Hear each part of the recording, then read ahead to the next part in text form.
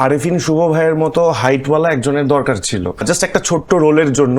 ওই রোলটার জন্য আমি অডিশন দিয়ে, ওইটাই মূলত আমার ক্যারিয়ারের ফার্স্ট কাজ। আমি স্কুল কলেজ থেকেই আমি কালচারাল অ্যাক্টিভিটিসের সাথে খুব হাইলি ইনভলভড। আমি একটা সিনেমা করি, ওই সিনেমাটার আমি লিড হিরো ছিলাম। সিনেমার সেট থেকে ঐশী আপুর সঙ্গে প্রেম, সিনেমাটা উপলক্ষ ছিল, আমার ইচ্ছাটা আমাকে ওখান থেকে এই পর্দায় নিয়ে আসে।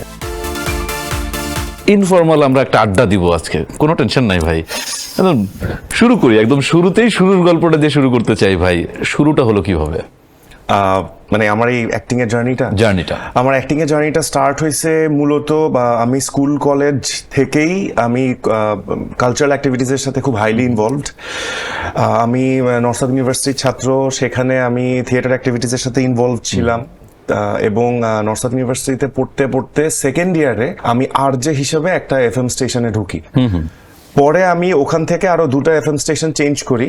তো এই এফএম স্টেশন থাকতে থাকতে, এবং এই সময় আমার পড়াশোনাটাও চলতেছিল, ওই সময় এই সবকিছুর চলতে চলতে আমি হচ্ছে প্রাচ্যনাট স্কুল অফ অ্যাক্টিং, ওদের যে অ্যাক্টিং স্কুলটা আছে, আমি হচ্ছে সেখানের 33rd ব্যাচে এনরোলড হই। এবং সেখানে গিয়ে মূলত আমি এই থিয়েটারের অ্যাক্টিং বা আমার এই প্যাশনটাকে কমার্শিয়ালাইজ করার যে একটা অনুপ্রেরণা বা যে একটা ইচ্ছা সেখানে জাগ্রত হয়।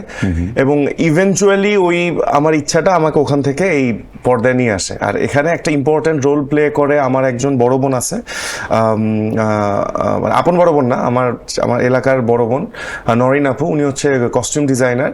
উনি হচ্ছে সাপলুডু মুভির কস্টিউম ডিজাইনার ছিলেন। তো সাপলুডু মুভিতে আরেফিন শুভ ভাইয়ের মতো হাইটওয়ালা একজনের দরকার ছিল, জাস্ট একটা ছোট্ট রোলের জন্য, যেখানে ওনাকে রিপ্লেস করা হয়।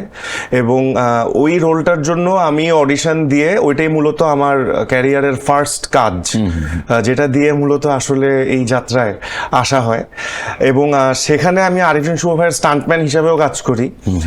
একটা স্টান্ট করতে হয় উপর থেকে, একটা পুকুরে ঝাঁপ দেওয়ার সিন, যেখানে আসলে আমার করতে হয় ওইটা, কারণ হচ্ছে আরেফিন শুভ ভাইয়ের মতো হাইট আমি, সো দেখলে মিলবে। সো ওভাবেই আসলে যাত্রাটা শুরু হয়। ওকে, আমরা আরেকটা গল্প অফ ক্যামেরা শুনতেছিলাম যে আপনার হচ্ছে সিনেমার সেট থেকে ঐশী আপুর সঙ্গে প্রেম।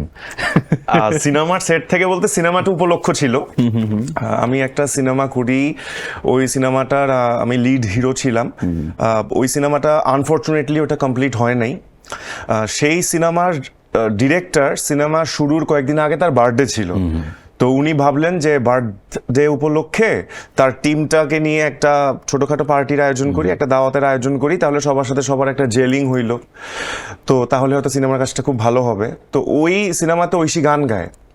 তো আমাদের ওই বার্থডেতে অ্যাকচুয়ালি ফার্স্ট দেখা হয় একজনের সাথে আরেকজনের। এরপর আর বাকি 10 জনের যা হয় আর কি, ফেসবুকে অ্যাড করা, একটু একটু কথা আগায় যাওয়া।